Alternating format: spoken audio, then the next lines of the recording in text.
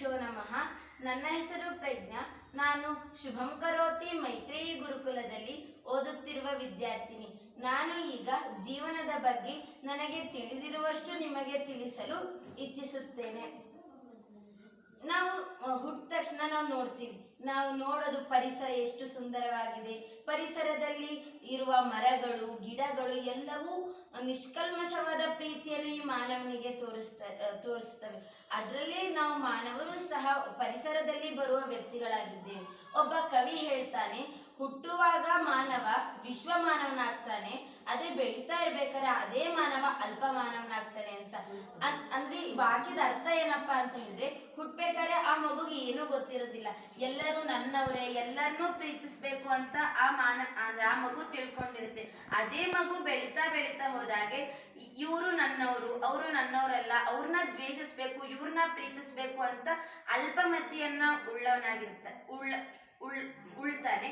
ಅದಕ್ಕೆ ನಾನು ಹೇಗಿರ್ಬೇಕು ಜೀವನದಲ್ಲಿ ಅಂತ ಒಂದು 5 ಅಂಶಗಳನ್ನ ತಿಳಿಸಲು ಇಚ್ಛಿಸ್ತೇನೆ. ಮೊದಲು ಮಾನವೀಯ ಗುಣಗಳನ್ನ ವರ್ಧಿಸ್ಕೊಳ್ಬೇಕು. ಮಾನವೀಯ ಗುಣಗಳು ಅಂತಂದ್ರೆ ಏನು? ಪ್ರೀತಿ, ಸಹನೆ, ತಾಳ್ಮೆ, ಎಲ್ಲರನ್ನೂ ಪ್ರೀತಿಸುವುದು, ಯಾರನ್ನೂ ದ್ವೇಷಿಸದೇ ಇರುವುದು, ಎಲ್ಲರನ್ನೂ ತನ್ನಂತೆ ಕಾಣುವುದು. ಹೀಗೆ ಯಾರು ವರ್ಧಿಸ್ಕೊಳ್ತಾರಲ್ಲ ಅವರಲ್ಲಿ ಮಾನವೀಯ ಗುಣಗಳು ಇದೆ ಅಂತ ಹೇಳ್ಬೋದು. ಇದನ್ನ ಒಂದು ಕತೆ ಮೂಲಕ ಹೇಳಲು ನಾನು ಇಚ್ಛಿಸ್ತೇನೆ. ಏನಪ್ಪಾ ಅಂತ ಹೇಳಿದ್ರೆ, ಶಾಲೆ ಮುಗ್ದಿರುತ್ತೆ, ಒಂದು 5-6 ಜನ ಹುಡುಗರು ಆಟ ಆಡ್ಕೊಂಡು ಬರ್ತಾ ಇರ್ತಾರೆ. ಆ ಆಟ ಆಡ್ಕೊಂಡು ಬರ್ಬೇಕಾದ್ರೆ ಒಬ್ಳು ವೃದ್ಧೆ, ಅವಳು ಒಂದು ರಸ್ತೆಯಿಂದ ಇನ್ನೊಂದು ರಸ್ತೆಗೆ ದಾಟ್ಬೇಕಾಗಿರುತ್ತೆ. ಅವಳಿಗೆ ಕಣ್ ಮಂಜ ಕಾಣಿಸ್ತಾ ಇರುತ್ತೆ. ಅವಳು ಏನ್ ಮಾಡ್ಬೇಕು ಅಂತ ಗೊತ್ತಾಗೋದಿಲ್ಲ. ಅಲ್ಲಿರೋ ಎಲ್ಲಾ ವ್ಯಕ್ತಿಗಳ ಹತ್ರ ಎಲ್ಲ ಕೇಳ್ತಾಳೆ. ಆದ್ರೆ ಎಲ್ಲಿರೋ ಯಾವ ವ್ಯಕ್ತಿಯೂ ಸಹ ಸಹಾಯ ಮಾಡಕ್ಕೆ ಮುಂದಾಗೋದಿಲ್ಲ. ಯಾಕಂತ ಹೇಳಿದ್ರೆ, ನಾನು ಎಲ್ಲಿ ಮಾಡಿದ್ರೆ ನಾನು ಕೀಳ್ ಮಟ್ಟದಲ್ಲಿ ಬೇರೆಯವ್ರಿಗೆ ಕಾಣಿಸ್ತೀನೋ ಅಂತ ಹೇಳಿ ಯಾವುದೇ ದೊಡ್ಡ ವ್ಯಕ್ತಿ ಸಹಾಯ ಮಾಡಕ್ ಹೋಗೋದಿಲ್ಲ. ಅದೇ ಅಲ್ಲೊಬ್ಬ ಇದ್ದ ಹುಡುಗ, ಅಂದ್ರೆ 5ನೇ ಕ್ಲಾಸ್ ಹುಡುಗ, ವೃದ್ಧೆಯ ಕೈ ಹಿಡಿದುಕೊಂಡು ಹೋಗಿ ದಾರಿನ ದಾಟಿಸ್ತಾನೆ. ಇದೇ ಮಾನವೀಯ ಗುಣಗಳು. ನಾವು ವೃದ್ಧೆನ ಕಾಣ್ತಾ ಅಥವಾ ಯಾವುದೇ ಅಶಕ್ತರಾದ ಮನುಷ್ಯರನ್ನು ಕಂಡಾಗ ಅವ್ರಿಗೆ ನಾವು ಸಹಾಯ ಮಾಡಬೇಕು. ಅದು ನಮ್ಮನ್ನು ಇನ್ನೂ ಜೀವನದಲ್ಲಿ ಎತ್ತರಕ್ಕೆ ತಗೊಂಡೋಗುತ್ತೆ. ಇನ್ನು 2ನೇ ಅಂಶ ಅಂತ ಹೇಳಿದ್ರೆ, ನಮ್ಮ ಮನಸ್ಸನ್ನ ಕಲ್ಲಿನಂತೆ ಮಾಡ್ಕೋಬೇಕು. ಯಾರೋ ಏನೋ ಹೇಳ್ತಾರೆ, ಈಗ ನಾವು ಕಲ್ಲಿಗೆ ಎಷ್ಟೇ ನೀರನ್ನ ಹಾಕಿದ್ರು ಆ ಕಲ್ಲು ಸ್ಮೂತ್ ಆಗೋದಿಲ್ಲ, ಏನೂ ಆಗೋದಿಲ್ಲ. ಹಾಗೆ ನಮ್ಮ ಮನಸ್ಸು ಅದೇ ತರ ಇರಬೇಕು. ಯಾವಾಗ ನಮ್ಮ ಮನಸ್ಸು ಯಾವ ತರ ಇರ್ಬೇಕು ಆ ತರ ಇರಬೇಕು. ಈಗ ಒಬ್ಬ ಹೇಳ್ತಾನೆ, ಏನಂತ ಹೇಳಿದ್ರೆ, ನೀನು ಚೆನ್ನಾಗಿಲ್ಲ ಅಂತ ಹೇಳಿದಾಗ ನಾವು ಅದನ್ನ ಮನ್ಸಿಗೆ ಹಾಕೊಂಡು ಅದನ್ನ ಕೊರಗ್ತಾ ಇದ್ರೆ ನಾವು ಮೇಲೆ ಬೆಳೆಯಕ್ಕೆ ಆಗೋದಿಲ್ಲ. ಇದಕ್ಕೆ ನನ್ನ ಅಪ್ಪ ಅಮ್ಮಂದೆ ನಾನು ಉದಾಹರಣೆ ಕೊಡ್ತೀನಿ. ನಾನು 5ನೇ ಕ್ಲಾಸಲ್ಲಿ ಹೋಗ್ಬೇಕು, ನಾನು ಇನ್ನೇನು ಗುರುಕುಲಕ್ಕೆ ಸೇರ್ಕೋಬೇಕು ಅಂತ ಹೇಳಿದ್ರೆ ನನ್ನ ಕುಟುಂಬಸ್ಥರೇ ಎಷ್ಟೋ ಜನ ನಮ್ಮ ಅಪ್ಪ ಅಮ್ಮಂಗೆ ಹೇಳಿದ್ದಾರೆ, ನಿಮ್ಗೆ ಓದ್ಸಕ್ ಆಗೋದಿಲ್ವಾ, ನಮ್ಮ ಹತ್ರ ಕಳಿಸಿ, ನಾವು ಓದಿಸ್ತೀವಿ, ನೀವು ಯಾಕೆ ಹೆಣ್ಮಕ್ಳನ್ನ ಹೋಗಿ ಬೆಂಗಳೂರಿಗೆ ಹಾಕ್ತೀರಾ ಅಂತ ಹೇಳಿದ್ದಾರೆ. ಅದೇ ಅಪ್ಪ ಅಮ್ಮ ಅವರೆಲ್ಲ ಹೇಳಿದ್ದನ್ನ ಬದಿಗೆ ತಳ್ಳಿ ತಮ್ಮ ಮನ್ಸನ್ನ ಕಲ್ ಮನ್ಸು ಮಾಡ್ಕೊಂಡು ಅಂತ ಹೇಳಿದ್ರೆ ಮಕ್ಕಳನ್ನ ಬಿಟ್ಟಿರ್ಬೇಕಲ್ಲ ಅಂತ ಹೇಳಿ ಮನಸ್ಸನ್ನ ಹಿಡಿದುಕೊಳ್ಳದೆ ನನ್ನನ್ನ ಅವ್ರ ಹತ್ರನೇ ಇಡಿಸ್ಕೊಂಡಿದ್ರೆ ನಾನು ಇಲ್ಲಿ ಈ ರೀತಿಯಾಗಿ ನಾನು ನಿಂತು ಮಾತಾಡೋಕೆ ನಂಗೆ ಆಗ್ತಿರ್ಲಿಲ್ಲ. ಅದೇ ನಮ್ಮ ಅಪ್ಪ ಅಮ್ಮ ಮನ್ಸು ಮಾಡ್ಕೊಂಡು ನನ್ನ ಮಗಳು ಹೋಗ್ತಾಳೆ ಮತ್ತೆ ಸಂಸ್ಕಾರ ಕಲ್ತ್ಕೊಂಡು ಬರ್ತಾಳೆ ಅಂತ ಕಳ್ಸಿದ್ಕೆ ನಾನು ಈ ತರ ಬೆಳೆದಿದ್ದೀನಿ. ಹಾಗೆ ನಮ್ಮ ಮನ್ಸೆಲ್ಲ ಮನ್ಸಾಗಿರ್ಬೇಕು. ಯಾವುದಕ್ಕೆ ನಮ್ಮ ಮನ್ಸು ಕುಗ್ಬೇಕು, ಅದು ಕುಗ್ಬೇಕು. ಈಗ ಯಾರನ್ನೋ ನೋಡಿದ್ವಿ, ಅವ್ರಿಗೆ ಆಸಕ್ತರಾಗಿರ್ತಾರೆ, ಅವರಿಗೆ ಸಹಾಯ ಮಾಡ್ಬೇಕಂದ್ರೆ ನಮ್ಮ ಮನ್ಸು ಕಲ್ಲಾಗಿರ್ಬಾರ್ದು. ಅದೇ ಯಾರೋ ಬೇರೆಯವ್ರು ನಮ್ಮ ಬಗ್ಗೆ ಹೇಳ್ತಿದ್ದಾರೆ ಅಂತ ಹೇಳಿದ್ರೆ ಅದನ್ನೆಲ್ಲ ಬದಿಗೆ ಇಟ್ಟು ಮೇಲೆ ಬರೋ ಅಷ್ಟು ಆ ತರ ಮನ್ಸು ನಮ್ದಾಗಿರ್ಬೇಕು. 3ನೇ ಅಂಶ ಶತ್ರು ದೇವೋ ಭವ ಅಂತ. ನಮ್ಮ ಹಿಂದೂ ಸಂಸ್ಕೃತಿಯಲ್ಲಿ ಹೇಳ್ತಾರೆ, ಮಾತೃ ದೇವೋ ಭವ, ಪಿತೃ ದೇವೋ ಭವ, ಆಚಾರ್ಯ ದೇವೋ ಭವ, ಅತಿಥಿ ದೇವೋ ಭವ ಅಂತ. ಹಾಗೆ ನಾವು ಬೆಳಗ್ಗೆ ಎದ್ದ ತಕ್ಷಣ ದೇವ್ರನ್ನ ನೆಲಿತೀವಿ, ಎಷ್ಟೋ ಜನನ ನೆಲಿತೀವಿ. ಅಂದ್ರೆ ಸೈನಿಕರನ್ನಾಗಿರ್ಬೋದು, ರೈತರನ್ನಾಗಿರ್ಬೋದು, ನಮ್ಮ ತಂದೆ ತಾಯಿಯನ್ನಾಗಿರ್ಬೋದು, ಎಲ್ಲಾನು ನೆಲಿತೀವಿ. ಅದೇ ರೀತಿ ನಮ್ಮ ಶತ್ರುಗಳನ್ನ ನಾವು ನೆನೆಸ್ಬೇಕು. ಯಾಕಂತ ಹೇಳಿದ್ರೆ ನಾವು ಒಂದು ಎತ್ತರದಲ್ಲಿ ಸ್ಥಾನದಲ್ಲಿ ಇದೀವಿ ಅಂದ್ರೆ ತಂದೆ ತಾಯಿಗಳ ಎಲ್ಲರ ಜೊತೆಗೂ ಶತ್ರುಗಳು ಒಬ್ಬರಾಗಿರ್ತಾರೆ. ಯಾಕಂದ್ರೆ ನಾವೀಗ ನನಗೂ ಮತ್ತೆ ಇನ್ನೊಬ್ಳಿಗೂ ಜಗಳ ಆಗಿರುತ್ತೆ ಅಂತ ಅನ್ಕೊಳ್ಳಿ. ಆಗ ನನ್ನ ಜೊತೆ ಜಗಳ ಆಗಿರುತ್ತಲ್ಲ, ಅವಳು ನನ್ನ ಬಗ್ಗೆ ಹಿಂದೆಯಿಂದ ಮಾತಾಡ್ತಾ ಇರ್ತಾಳೆ, ಅವಳ ಅವಳು ಹಾಗೆ ಇವಳು ಹೀಗೆ ಅಂತ. ಆಗ ಅದೇ ಸಮಯದಲ್ಲಿ ನಾನು ಮುಂದೆ ಹೋಗ್ತೀನಿ. ಆಗ ಅವಳು ಮಾತಾಡ್ತಾ ಇರ್ತಾಳೆ, ಏನಂತ ಹೇಳಿದ್ರೆ, ನೋಡು ಅವಳು ಯಾವತ್ತೂ ಬೆಳಿಲೇಬಾರ್ದು, ಅವಳನ್ನ ಬೆಳಿದೇ ಇರಂಗೆ ನಾವು ನೋಡ್ಕೋಬೇಕು ಅಂತ ಮಾತಾಡ್ತಾ ಇರ್ತಾಳೆ. ಅಂದ್ರೆ ಆ ಮಾತು ನನ್ನ ಕಿವಿಗೆ ಬೀಳುತ್ತೆ. ಆಗ ನನ್ನ ಮನ್ಸಿಗೆ ಏನಂತೆ, ಅವಳು ಆ ಥರ ಅಂತಿದ್ದಾಳಲ್ವಾ, ಅದಕ್ಕಿಂತ ನಾವು ಎತ್ತರ ಬೆಳಿಬೇಕು ಅಂತ ಆ ಮನ್ಸು ನಮ್ಮೊಳಗೆ ಬಂದು ಆ ಮನಸ್ಸಿಂದ ನಾವು ಎತ್ತರಕ್ಕೆ ಬೆಳಿತೀವಿ. ಇದರಿಂದ ಅದಕ್ಕೆ ನಾವು ಎಷ್ಟೇ ದೊಡ್ಡವರಾಗಕ್ಕೂ ಶತ್ರುಗಳು ಒಬ್ರು ಕಾರಣ ಆಗಿರ್ತಾರೆ. ಮತ್ತೆ ನಾವು ದೇವ್ರನ್ನ ಪೂಜಿಸ್ತೀವಿ. ಆ ದೇವ್ರು ಎಲ್ಲೂ ಇಲ್ಲ, ಗುಡಿಯೊಳಗಿಲ್ಲ, ಎಲ್ಲೂ ಇಲ್ಲ. ಆ ದೇವ್ರನ್ನ, ಇದು 4ನೇ ಅಂಶ, ದೇವ್ರನ್ನ ನಾವು ನಮ್ಮ ಒಳಗಿರೋ ಎಲ್ಲಾ ಜನರನ್ನ ದೇವ್ರನ್ನಂತ ಕಾಣ್ಬೇಕು. ಈಗ ನಾವು ಎಷ್ಟೋ ಜನ ಈಗ ದೇವಸ್ಥಾನದಲ್ಲಿ ಅಭಿಷೇಕ ಮಾಡಿಸ್ತೀವಿ ಅಂತ ಅನ್ಕೊಳ್ಳೋಣ. ಆ ದೇವಸ್ಥಾನದಲ್ಲಿ ಅಭಿಷೇಕ ಮಾಡಿಸಿ ಅಲ್ಲಿ ಊಟ ಹಂಚಿರ್ತಾರೆ. ಆ ಊಟನ ಎಲ್ಲರೂ ತಿಂತಾರೆ. ಅದ್ರಲ್ಲಿ ಸ್ವಲ್ಪ ಒಂದಷ್ಟು ಭಾಗ ಮಿಕ್ಕಿರುತ್ತೆ. ಆ ಮಿಕ್ಕಿರೋ ಅನ್ನದ ಭಾಗನ ಎಸೋದ್ ಬದಲು ಆ ಬಡ ಜನರಿಗಾಗ್ಲಿ ಅಥವಾ ಅನಾಥಾಶ್ರಮದ ಮಕ್ಕಳಿಗಾಗ್ಲಿ ಕೊಟ್ರೆ ಅದೇ ಅವ್ರು ಹರಿಸ್ತಾರಲ್ವಾ, ಅದೇ ದೇವ್ರು ಹರಿಸ್ದಂಗೆ. ದೇವ್ರು ಬಂದು ಯಾವತ್ತು ಪ್ರತ್ಯಕ್ಷ ಆಗಿ ನೀನ್ ಈ ತರ ಇರು, ನಿನ್ಗೆ ಈ ವರ ಕೊಡ್ತೀನಿ ಅಂತ ಹೇಳಲ್ಲ. ಅದೇ ನಾವು ಒಬ್ರು ಬಡ ಜನರಿಗೆ ಹೋಗಿ ಸಹಾಯ ಮಾಡಿದ್ರೆ ಅವ್ರು ಹರಿಸ್ತಾರಲ್ಲ, ಅದೇ ಆ ನಿಷ್ಕಲ್ಮಶ ಪ್ರೀತಿಯೇ ನಮ್ಗದು ಹಾರೈಕೆ ಆಗುತ್ತೆ. ನಾನು ಮೊನ್ನೆ ಒಂದು ವಿಡಿಯೋ ನೋಡ್ತಿದ್ದೆ, ಅಮ್ಮ ತೋರಿಸ್ತಿದ್ರು. ಏನಂತ ಹೇಳಿದ್ರೆ, ಒಬ್ಬ ತನ್ನ ಜನ್ಮದಿನದ ದಿನ ಬೀದಿಲ್ ಕೂತಿರ್ತಾರಲ್ವಾ, ಹಣ್ಣು ಮಾರಕ್ಕಾಗ್ಲಿ ಹೂ ಮಾರಕ್ಕಾಗ್ಲಿ, ಅವರಿಗೆ ಛತ್ರಿ ಹೋಗಿ ಉಡುಗೊರೆಗೆ ಕೊಡೋದು. ಅಷ್ಟು ಬಿಸಿಲಲ್ಲಿ ಅವ್ರು ಕೂತಿರ್ತಾರೆ, ಅವ್ರಿಗೆ ಛತ್ರ, ಅವ್ರ ನಿಷ್ಕಲ್ಮಶ ಪ್ರೀತಿಯಿಂದ ಒಳ್ಳೆ ದೇಶಕ್ಕೊಳ್ಳೆ ಕೆಲಸ ಮಾಡು ಅಥವಾ 100 ಕಾಲ ಬಾಳು ಅಂತ ಹೇಳ್ತಾರಲ್ಲ, ಅದೇ ನಮ್ಗೆ ಆಶೀರ್ವಾದವಾಗಿ ದೇವ್ರು ಬಂದು ಹೇಳ್ದಂಗಾಗುತ್ತೆ. ಮತ್ತೆ ನಾನು ಕತೆನ ಕೇಳಿದ್ದೀನಿ. ಏನಪ್ಪಾ ಅಂತ ಹೇಳಿದ್ರೆ, ಎಷ್ಟೋ ಶ್ರೀಮಂತ ವ್ಯಕ್ತಿಗಳು, ಆ ಶ್ರೀಮಂತ ವ್ಯಕ್ತಿಗಳು ಏನೇನೋ ಮಾಡ್ತಾರೆ. ಹಾಗೆ ಮಧ್ಯಮ ವರ್ಗದವರು ಸಹ ಅವ್ರು ಏನ್ ಮಾಡ್ತಾರೆ ಅಂತ ಹೇಳಿದ್ರೆ, ಒಂದ್ ಕಡೆ ಮಾರ್ಟ್ ಇರುತ್ತೆ, ಒಂದ್ ಕಡೆ ಸಾಮಾನ್ಯ ಬೀದಿಲಿ ಮಾಡ್ತಿರೋ ಹಣ್ಣಿನ ಅಂಗಡಿ ಇರುತ್ತೆ. ಒಂದು ದಂಪತಿ ಇರ್ತಾರೆ ಅದೇ ಮನೆ ಪಕ್ಕ. ಹೆಂಡತಿ ಹೇಳ್ತಾಳೆ, ನನಗೆ ಸೇಬು ಬೇಕಾಗಿದೆ, ಅಂದ್ರೆ ಆಪಲ್ ಬೇಕಾಗಿದೆ, ನೀವು ಹೋಗಿ ತಗೋಬನ್ನಿ ಅಂತ. ಆಗ ಗಂಡ ಹೋಗ್ತಾನೆ, ಅಜ್ಜಿ ಕೂತಿರ್ತಾಳೆ ಬೀದಿಲಿ, ಹೋಗಿ ಕೇಳ್ತಾನೆ, ಒಂದು ಕೆಜಿ ಸೇಬಿಗೆ ಎಷ್ಟು ರೂಪಾಯಿ ಅಂತ. ಅವಳು ಹೇಳ್ತಾಳೆ, 1 ಕೆಜಿ ಸೇಬಿಗೆ 50 ರೂಪಾಯಿ ಅಂತ ಹೇಳ್ತಾಳೆ. ಆಗ ಇವನಿಗೆ ಗಂಡನಿಗೆ ತುಂಬಾ ಕೋಪ ಬರುತ್ತೆ. ಏನಕ್ಕೆ ಇಷ್ಟು ರೂಪಾಯಿ, 1 ಕೆಜಿಗೆ ಒಂದು 6-7 ಬರುತ್ತೆ, ಏನಕ್ಕೆ ಈಗ 50 ರೂಪಾಯಿ ನಾವು ತಗೊಳ್ಳೋದಿಲ್ಲ ಅಂದಾಗ ಅಜ್ಜಿ ಹೇಳ್ತಾಳೆ, ಆಯ್ತಪ್ಪ 45 ರೂಪಾಯಿ ಮಾಡ್ಕೊಡು ಅಂತ ಹೇಳಿದಾಗ್ಲೂ ಆ ಗಂಡ ಒಪ್ಪೋದಿಲ್ಲ. ನಾನು ನಿಮ್ಮ ಅಂಗಡಿಲಿ ತಗೊಳ್ಳೋದೇ ಇಲ್ಲ ಅಂತ ಹೇಳ್ತಾನೆ. ಅದೇ ಅಹಂಕಾರದಿಂದ ಅವನು ಮಾರ್ಟಿಗೆ ಹೋಗ್ತಾನೆ. ಮಾರ್ಟಿಗೆ ಹೋಗಿ ಅದೇ ಸೇಬಿನ ಬೆಲೆ 1 ಕೆಜಿ 7 ಸೇಬ್ ಬರುತ್ತೆ, ಅದಕ್ಕೆ 85 ರೂಪಾಯಿ ಇರುತ್ತೆ ಆ 1 ಕೆಜಿಗೆ ಮಾರ್ಟಲ್ಲಿ. ಅವನು ಕೇಳ್ತಾನೆ, ಕಡಿಮೆ ಮಾಡ್ಕೊಡಕ್ಕಾಗುತ್ತಾ ಅಂತ. ಆಗ ಆ ವ್ಯಕ್ತಿ, ಆ ಮಾರ್ಟನ್ನ ನಡೆಸ್ತಾ ಇರ್ತಾನಲ್ಲ, ಆ ವ್ಯಕ್ತಿ ಹೇಳ್ತಾನೆ, ಏನಪ್ಪಾ ಅಂತ ಹೇಳಿದ್ರೆ, ಇದು ಶ್ರೀಮಂತರಿಗಿರೋ ಅಂಗಡಿ ಆಗಿದೆ, ಇದನ್ನ ಬೆಲೆ ಕಡಿಮೆ ಮಾಡೋದಾಗ್ಲಿ ಹೆಚ್ಚು ಮಾಡೋದಾಗ್ಲಿ ಇಲ್ಲ, ಫಿಕ್ಸ್ಡ್ ರೇಟ್. ಅಂದ್ರೆ 85 ರೂಪಾಯಿ ಅಂದ್ರೆ 85 ರೂಪಾಯಿ ಕೊಡ್ಬೇಕು ಅಂತ. ಆಗ ಗಂಡಂಗೆ ಅರಿವಾಗುತ್ತೆ, ಆ ಅಜ್ಜಿ ಅಷ್ಟು ಬಿಸಿಲಲ್ಲಿ ಕೂತು ಮಾರ್ತಾ ಇದ್ದಾಳೆ, ನಾನು ಕಡಿಮೆ ಮಾಡ್ಕೊಡು ಅಂತ ಹೇಳಿದ ತಕ್ಷಣ 45 ರೂಪಾಯಿ ಮಾಡ್ಕೊಟ್ಲು. ಅದನ್ನ ನಾನು ಅರ್ತ್ಕೊಳ್ದೇನೆ ಇಲ್ಲಿಗೆ ಬಂದು ಈ ತರ ಮತ್ತೆ ಅಳ್ಕೊಂಡು ಹೋಗಿ ಅದೇ ಅಜ್ಜಿ ಹತ್ರ ತಗೋತಾನೆ.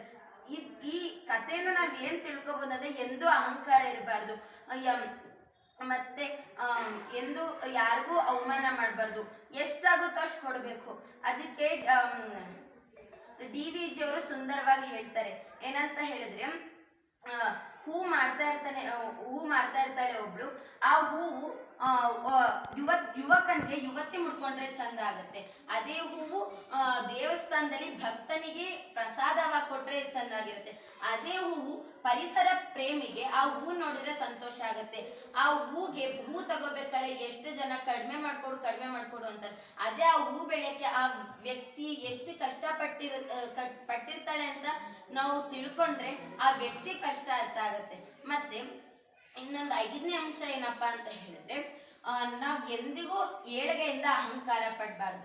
ಯಾಕಂತ ಹೇಳಿದ್ರೆ, ನಾವು ಏಳಿಗೆನ ಬಯಸ್ತೀವಿ.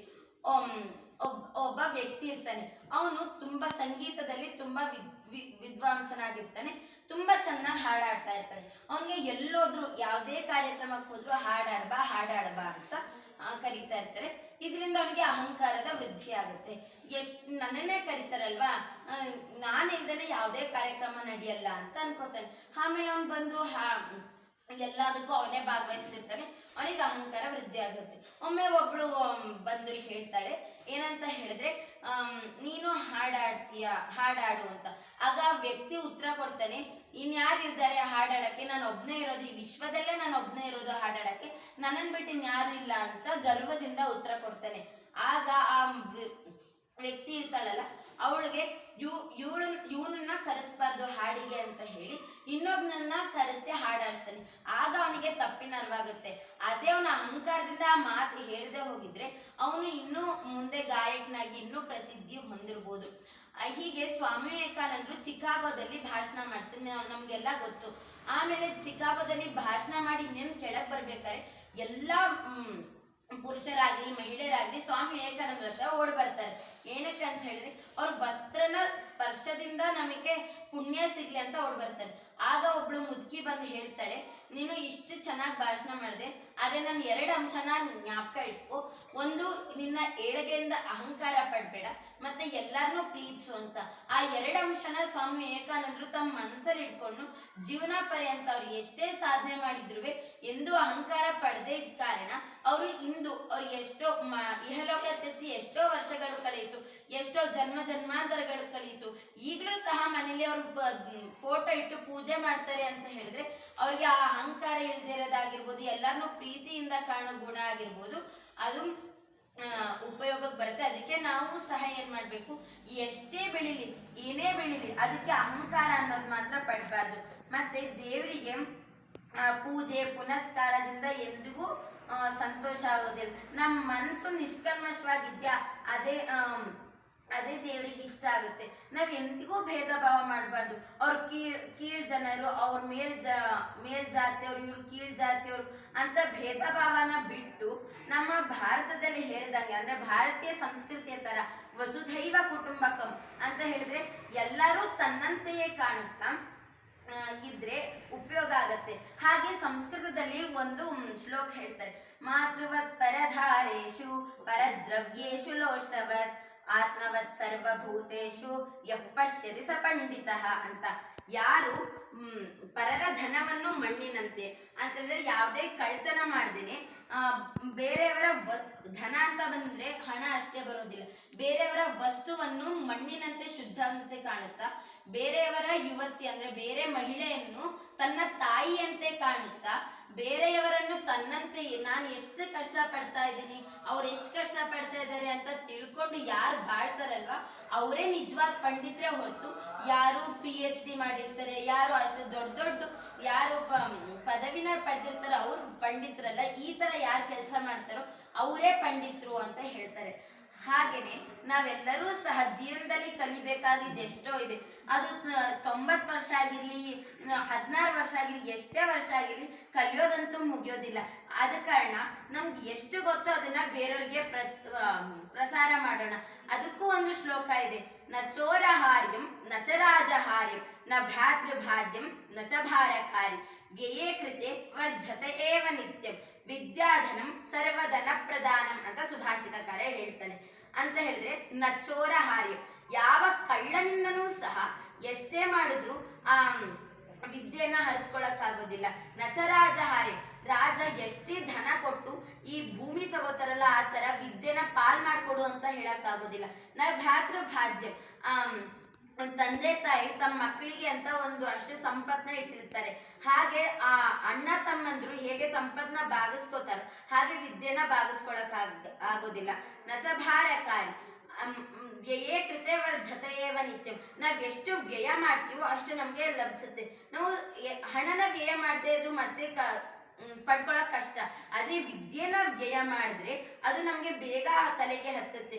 ಈಗ ಒಬ್ಳು ದಡ್ಡಳಾಗಿರ್ತಾಳೆ, ಒಬ್ಳು ಬುದ್ಧಿವಂತಳಾಗಿರ್ತಾಳೆ ಅನ್ಕೊಂಡ್ರೆ, ಆ ಬುದ್ಧಿವಂತರು ದಡ್ಡಳಿಗೆ ಅಂದ್ರೆ ಸ್ವಲ್ಪ ಮಂದ ಬುದ್ಧಿಯೊಳಗೆ ಅಥವಾ ಸ್ವಲ್ಪ 10 ಸತಿ ಹೇಳಿದ್ರೆ ಅರ್ಥ ಮಾಡ್ಕೊಳ್ಳೋರಿಗೆ ಹೇಳಿದ್ರೆ ಅವಳಿಗೆ ಅದು ಬುದ್ಧಿವಂತರಿಗೆ ಇನ್ನೂ ತಲೆಗೆ ಪಕ್ಕ ಕೂರುತ್ತೆ, ಮತ್ತೆ ಅದು ಪರೀಕ್ಷೆಗೂ ಉಪಯೋಗ ಆಗುತ್ತೆ. ಯಾವುದೇ ರೀತಿಯ ವಿದ್ಯೆ ಆಗಿರ್ಬೋದು, ಬರೀ ಪಠ್ಯ ಪುಸ್ತಕದ ವಿದ್ಯೆ ಅಂತಲ್ಲ, ನಮಗೆ ತಿಳಿದಂಥ ಸಂಸ್ಕಾರವಾಗಿರಲಿ ಮತ್ತು ಈ ಜಗತ್ತಿನ ವಿಷಯವನ್ನು ನಾವು ಬೇರೆಯವ್ರಿಗೆ ಹೇಳಿದ್ರೆ ಇನ್ನೂ ಗಟ್ಟಿಯಾಗಿ ಕೂರುತ್ತೆ. ಆದ ಕಾರಣ ಈ 5 ಅಂಶಗಳು ಮತ್ತು ಇನ್ನೂ ಹೆಚ್ಚಿನ ಅಂಶ ಇದೆ. ಸಮಯದ ಅಭಾವದ ಕಾರಣ ನಾನು ಇಲ್ಲಿಗೆ ಮುಗಿಸ್ತೀನಿ. ಹಾಗೆ ನಾನು ಈ ವೇದಿಕೆಯ ಮೇಲೆ ನನ್ನ ಏಳಿಗೆಗೆ ಕಾರಣರಾದಂತಹ ಎಲ್ಲ ಗುರು ಹಿರಿಯರಿಗೆ, ಅಗ್ರಜ ಆಚಾರ್ಯರಿಗೆ ಮತ್ತು ನನ್ನ ತಂದೆ ತಾಯಿ ತಂಗಿ ಎಲ್ಲರಿಗೂ ಧನ್ಯವಾದಗಳನ್ನು ಕೋರುತ್ತಾ ಧನ್ಯವಾದಗಳು.